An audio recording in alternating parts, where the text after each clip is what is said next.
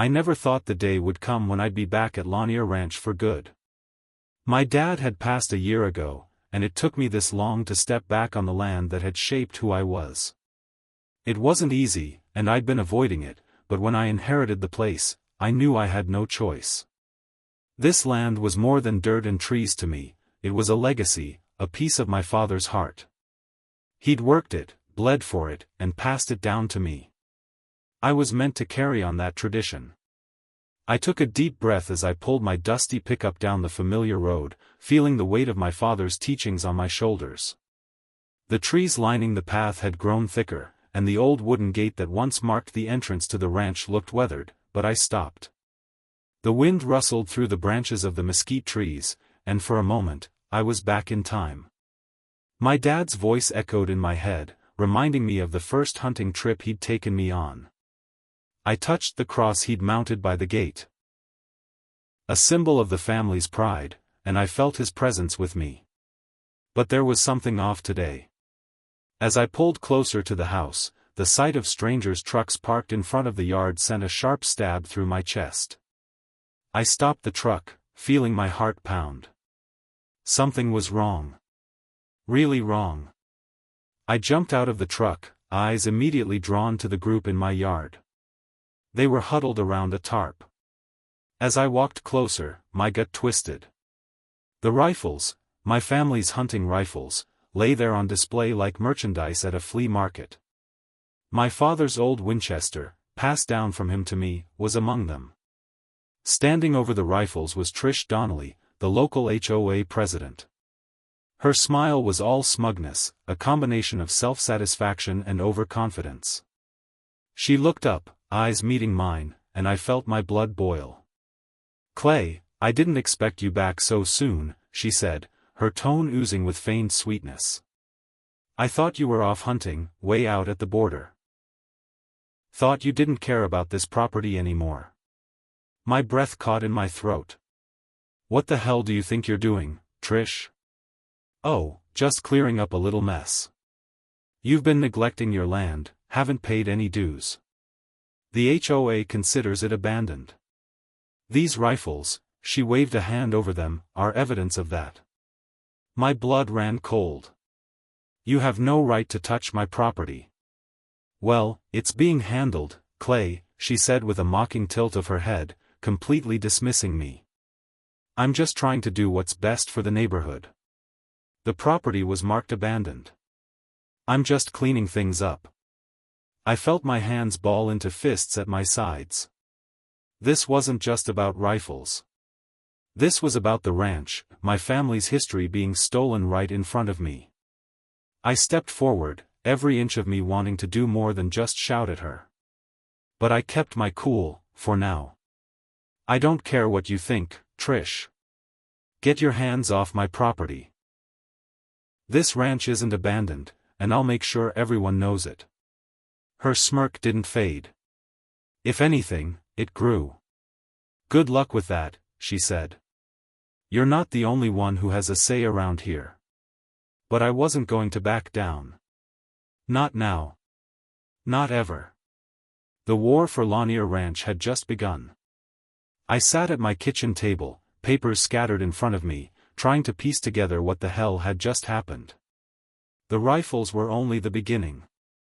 I knew it. I could feel it in my gut. I had to know what Trish was really up to. The land wasn't just dirt and cattle, it was everything. It was my father's life, his sweat, his legacy. I couldn't let someone like her tear it apart, not without a fight. The more I thought about it, the more I realized that this wasn't just a case of her being a greedy HOA president. She wasn't just poking around trying to get a few extra bucks, this was bigger. I'd grown up here, worked alongside my dad, learned everything about the land and its value, but I wasn't a lawyer. I wasn't someone who knew how to navigate the kind of legal mess I was about to get into. I needed help, and I needed it fast. I grabbed my phone and dialed Cassidy Bain's number. She was a local lawyer with a reputation for going up against crooked HOA presidents, shady developers, anyone who tried to pull a fast one on ranchers like me. I'd heard her name around town, mostly in whispers. But if there was anyone who could help me fight Trish, it was her. The phone rang twice before she answered. "Cassidy Bain," she said, her voice steady but sharp. "It's Clay Maddox. I need your help." She was quiet for a beat, then, "Clay Maddox, huh? What's this about? I've heard your name in the wind the past few days." I hesitated. I knew I had to tell her everything, but I wasn't sure how to start. "It's about my ranch, Lanier Ranch. The HOA, they're trying to take it. They've been selling off my family's rifles and calling the property abandoned." She was quiet for a moment, but I could hear the wheels turning on her end. "What exactly are they doing to try to claim it?" I exhaled, frustration creeping in. "They've been eyeing it for a while. I think they're planning to sell it off to developers. Trish Donnelly is behind it. She's been stirring the pot, using the HOA to justify it all." "I figured as much," she muttered under her breath. "You're gonna need more than just a few good words to stop this. But don't worry, Clay. I'm on it. I'll help you, but be ready for a fight. It won't be easy." "I'll do whatever it takes," I said, my voice steely. "Good," she replied. "You and I both know the law's a game, and you're about to step into the middle of it." She didn't sugarcoat anything, and I appreciated that. I'd have to fight this battle, and I'd have to do it the right way. The only way. And that meant working with Cassidy. Someone who knew the game. The legal battle ahead wasn't going to be quick or easy, but there was no going back. Not now. I spent the next few days buried in paperwork, piles of land deeds, property surveys, and correspondence, all of it tangled together like a mess of old ropes. Cassidy had sent me everything she could dig up from the courthouse records, but it felt like I was just scratching the surface. I sat at my kitchen table, papers spread out in front of me, trying to make sense of it all. Cassidy had told me not to go too far without her, but I couldn't sit idly by. I had to know what I was up against. "Trish is behind all this," I muttered to myself. "She's gotta be." I flipped through the deeds again, feeling a pit form in my stomach. Then, I found it. A land survey from 5 years ago, signed by someone I didn't recognize, claiming to have assessed the property. The signature on the survey didn't match the official records I had. My father's name should have been there, or at least the family trust's name. But no, this was some name I'd never heard of. And that's when I realized what Trish had been up to. They weren't just selling my property, they were fabricating everything. The more I looked, the clearer it became. There were fabricated signatures, records missing, and property lines that didn't match up. The developers, under Trish's guidance, had been manipulating everything to steal the land, and they'd been doing it for years. They'd orchestrated this whole thing without anyone noticing, at least not until now. The anger bubbling in my chest threatened to spill over, but I pushed it down. I needed to stay focused. Cassidy's voice echoed in my head. "Gather everything you can. Don't just focus on the big picture, piece it all together. That's how we'll get them." I sat back in my chair, rubbing my eyes. I was drained. The weight of it all hit me in waves. This wasn't just some minor misunderstanding. This wasn't just a fight for land. They were attacking my father's legacy. My heart sank. What if they won? What if they took it all? The idea of losing the ranch, the place my father had poured his life into, nearly choked me. I called Cassidy. "I've got something. I think it's all connected. They've been forging documents, making it look like I abandoned everything. They're trying to steal the ranch." There was a brief silence on the line. "Good work, Clay," she said, her tone steady. "Now we just need to connect the dots and be ready for the showdown. We can win this, but it's gonna take everything you've got." The truth was, I was starting to doubt myself. The system was rigged against me, and I was just one man against a web of lies. But hearing Cassidy's voice made me feel like maybe, just maybe, I wasn't alone in this fight. And that gave me the strength to keep going. The days that followed felt like a constant barrage of pressure. Every time I checked the mail, there was a new letter, each one more threatening than the last. I'd open them with dread, knowing exactly what I'd find. Fines for neglecting property, notices from the HOA demanding repairs that weren't needed, and the constant reminder that Trish and the developers were not going to let this go easily. It was like they were trying to suffocate me, to wear me down with bureaucratic nonsense. I couldn't even step foot in town without hearing whispers behind my back. People who I'd known my whole life looked at me sideways like I was the problem. I heard a neighbor, Lenny, talking to another man as I passed by his place one afternoon. Clay Maddox? Yeah, I heard he's had some run-ins with the HOA. Word is he's been slacking off at the ranch. They say he's gonna lose it soon. Shame. I wanted to stop, turn around, and give Lenny a piece of my mind, but I didn't. There was no point in arguing with people who didn't know the full story. That was Trish's doing, spreading rumors, trying to turn everyone against me. But damn, it hurt to hear it. I slammed the door of my truck and sat in the driver's seat, trying to gather my thoughts. My hands shook as I gripped the steering wheel. Every minute of this felt like 1,000 pounds pressing down on me. The ranch. My dad's land. I couldn't just roll over and let them take it. But they were powerful, and I was just one man.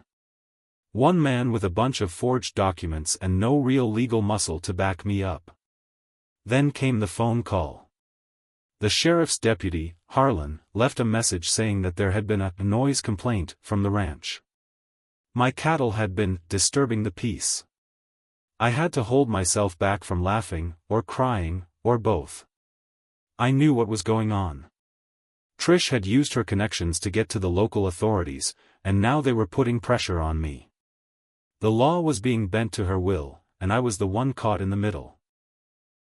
I picked up the phone and dialed Tommy, a neighbor who had been quiet about all of this. He answered on the third ring. Tommy, it's Clay. I need your help. There was a long pause before he responded, his voice low. I don't want no trouble, Clay. Trish has a lot of pull in this town. I'm not asking you to pick a side.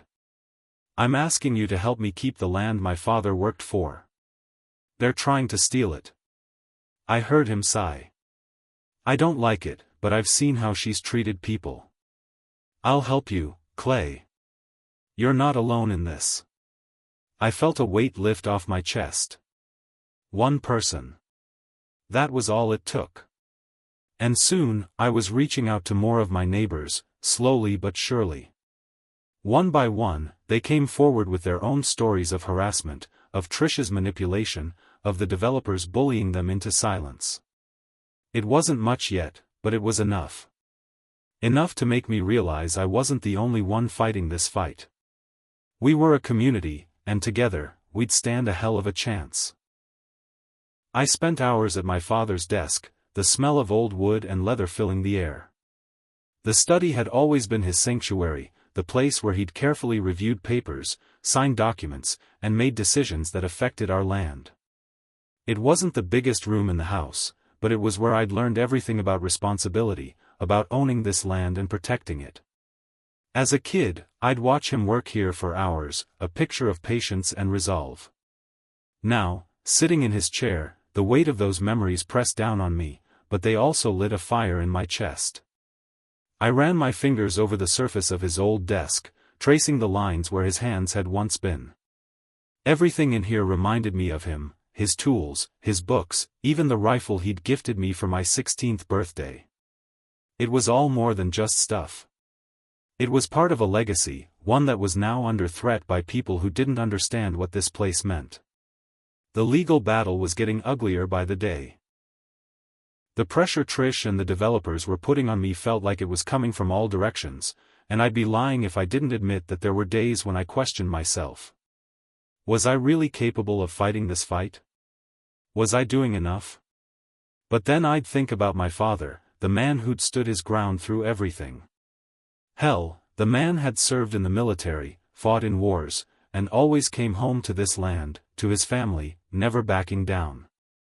If he could do that, then I could damn well stand up to a corrupt HOA president and a bunch of land-grabbing developers. I leaned back in the chair and closed my eyes for a moment. My dad's voice echoed in my mind, a steady reminder of what was important. Son, you fight for what's yours, because no one else will do it for you. It wasn't just about the ranch anymore. It was about something bigger. The fight was for the values my father had instilled in me: honor, resilience, and standing firm no matter the odds.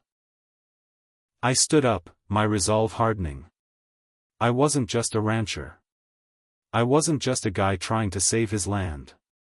I was the person who was going to stop this, not just for me, but for everyone who had been taken advantage of by Trish and the developers. This wasn't just my fight, it was the fight of every neighbor who'd been bullied, every farmer who'd been wronged. When I walked out of that room, I wasn't the same person who'd walked in. I was stronger, more determined, and I knew exactly what I had to do. There was no turning back now. The legacy my father left me wasn't just on this land, it was in my heart. And I was going to carry it forward. The morning of the court hearing felt like the weight of the world was resting squarely on my shoulders. I stood in front of the courthouse, the cool wind biting at my skin, feeling the gnawing tension in my chest. This wasn't just about me anymore, it was about everything my father had worked for, everything I had to protect. I could already hear Trish's smug voice in my head, her attempts to twist the truth and manipulate the law to her advantage. But I wasn't backing down. Cassidy was beside me, going over her notes one last time. "You ready for this?" she asked, looking at me with a mix of confidence and concern. "Ready as I'll ever be," I said, my voice a little more gruff than I intended. I wasn't sure if I was trying to convince her or myself. Inside the courtroom, the atmosphere was thick with tension. The developers and Trish sat across from us, their lawyers poised and ready. I could feel the judgment in the air, like I was already being painted as the villain in this whole mess. Trish, sitting there in her tailored suit, shot me a look, her eyes gleaming with the same smugness I'd seen all along. She didn't care about the truth. She cared about winning. The hearing started, and Trish's lawyer got right into it, throwing accusations about my so-called neglect of the property, claiming I had abandoned it and that the HOA had every right to take it. I could feel my fists clenching as I listened to her lies, my blood boiling. But I held my ground, keeping my gaze focused and steady. Then it was our turn. Cassidy stood up, her voice calm but firm. "Your Honor, what we have here is a systematic fraud. Our evidence shows that the signatures on these documents were falsified, that property surveys were manipulated to suit the needs of the developers." She held up the papers for the court to see, laying out everything we'd uncovered. I could see the discomfort on the developers' faces, the way their lawyers started shifting in their seats. They hadn't expected this kind of fight. As Cassidy continued to present our case, I watched Trish carefully. Her smile faltered just a bit, but she quickly regained her composure. But I could tell she was rattled. For the first time, I saw her nervousness slip through the cracks of her confident facade. Finally, Cassidy dropped the bombshell. "We have irrefutable proof that these actions were not just an oversight. They were deliberate. And the only person benefiting from this fraud is sitting right there," she pointed directly at Trish. Trish's face went pale. The room fell silent as everyone processed what was being said. The evidence was clear, and the weight of it hit Trish hard. She tried to speak, to deny it, but the words caught in her throat. I knew then that we were winning. And as the judge called for a recess, I could finally breathe again. This was far from over, but today, we'd made our stand. Today, the truth had a fighting chance. The media frenzy hit like a storm. Once the evidence was laid out in court, it didn't take long for word to spread. Local news outlets picked up on the case, and before I knew it, every headline read something about local rancher fights back against corrupt HOA and developers. At first, I didn't know how to feel about all of it. I never wanted to be the center of attention. But with every interview and every news clip, I realized this wasn't just about me anymore. It was about standing up to the people who thought they could take advantage of good, hardworking folks like me. Trish and the developers were suddenly under a microscope, their attempts to manipulate the system exposed for all to see. I couldn't believe how fast things turned. It felt like a weight lifting off my chest, but there was also a fire growing in me. They weren't just stealing my family's land, they were messing with everyone. And now, the whole town was watching. I sat down for an interview one afternoon. The reporter, a young woman named Rachel, asked me about the case. "Clay, this has become a major story in the community. How does it feel to have so many people watching you?" I took a breath, trying to steady myself. "It feels like the right thing to do," I said, my voice steady, but inside, my heart was pounding. This fight started with me, but it's about more than just land. It's about standing up for what's right. It's about not letting people like Trish and those developers get away with corruption. Rachel nodded. "What would you say to people who have been silent, who've been too afraid to speak up?" "It's time we all stand together," I said, the words coming more naturally now. "It's not just my land they're after, it's everyone's peace of mind, everyone's right to protect what they've worked for. We've all seen the way Trish has been bullying folks around here.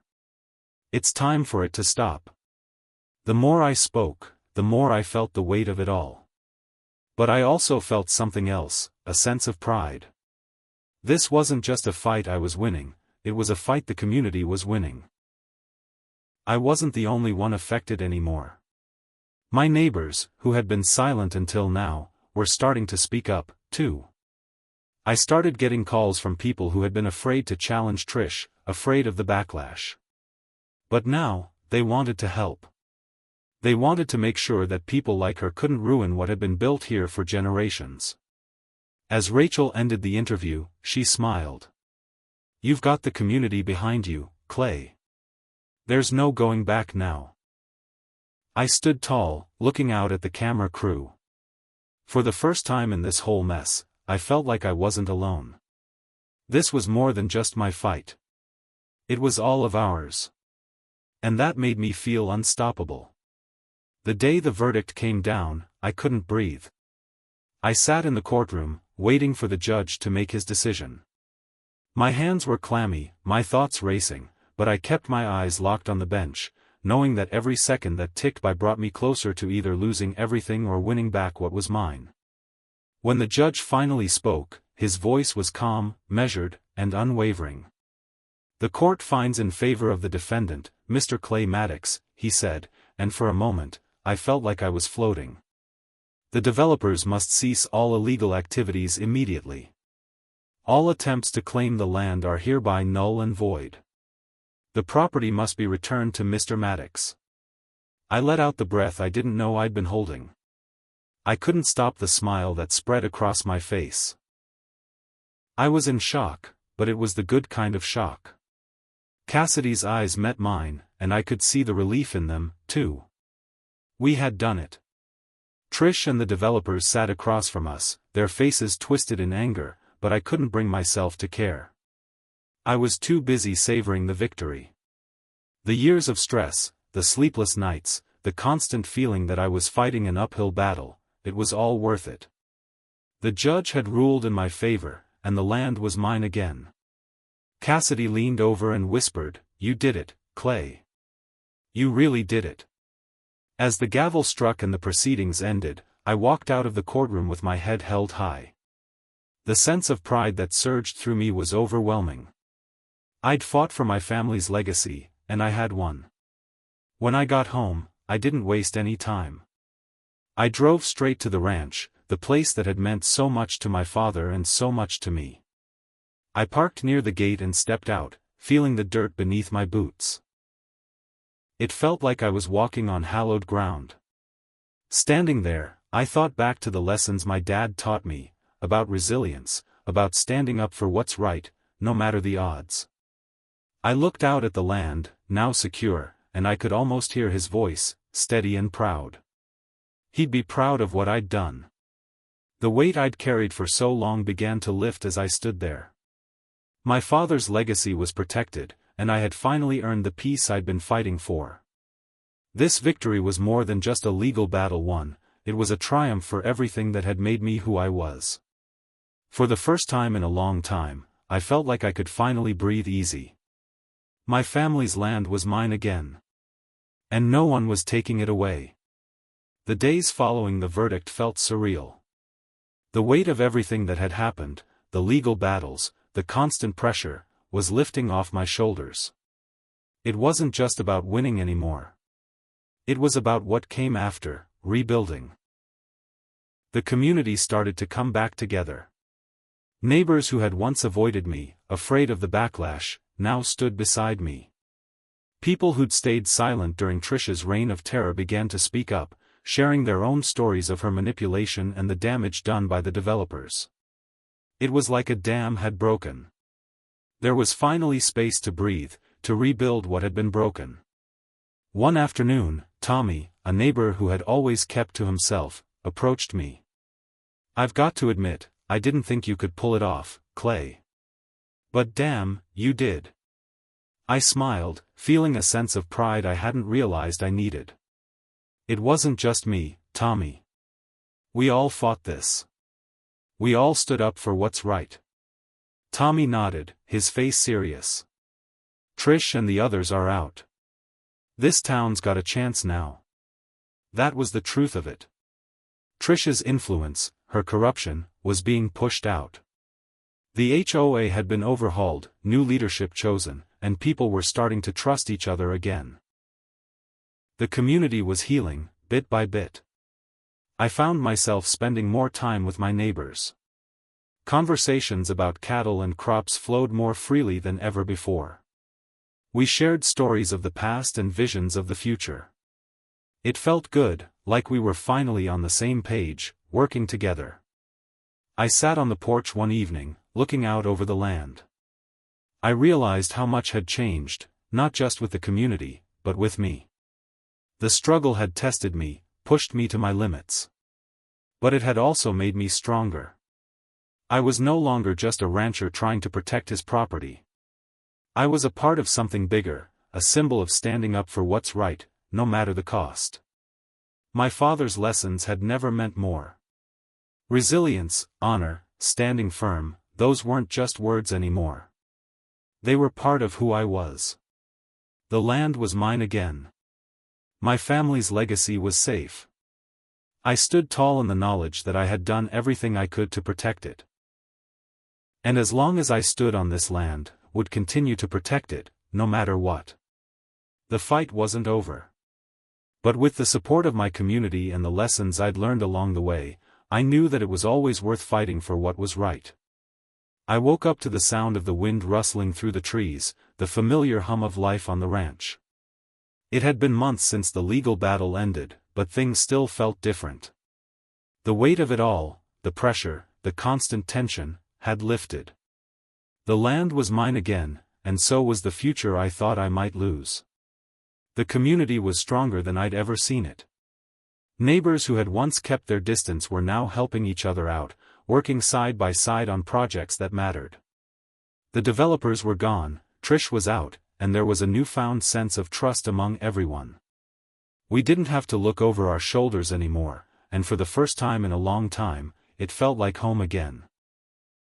I spent my mornings on the ranch, the familiar routine grounding me. Every piece of land, every corner of the property reminded me of my father. It wasn't just about the work anymore, it was about protecting what he built, what he'd left behind for me. The satisfaction of doing that was something I hadn't fully appreciated until the fight was over. One morning, I was standing by the old wooden fence when Milton, an older rancher from down the road, pulled up in his truck. He smiled as he got out, his weathered face creased with years of hard work. "Clay, it's good to see you still at it," he said, walking over to the fence. The place looks better than ever. I grinned, wiping my hands on my jeans. Thanks, Milton. It feels good to finally breathe easy again. You did something important, you know, he said, his voice steady. Not just for you and your family, but for all of us. You showed us how to stand up when it matters. We all owe you for that. I felt a lump form in my throat. I didn't do it alone. We all fought this. Milton nodded, glancing around the land. Doesn't matter. You took the first step, and that's what counts. He was right. The fight hadn't been easy, but it had changed me. I was different now, stronger, more connected to the land, to the community, and to the legacy that had been passed down to me. I looked out across the horizon, the sun just starting to rise over the fields. There was peace here now. It wasn't perfect, but it was mine. My father's legacy was safe, and the future felt full of possibilities. I knew the fight for what was right would never truly be over. There would always be new battles, new challenges. But for the first time in a long time, I was ready for whatever came next. Because standing up for what's right, it's always worth it in the end.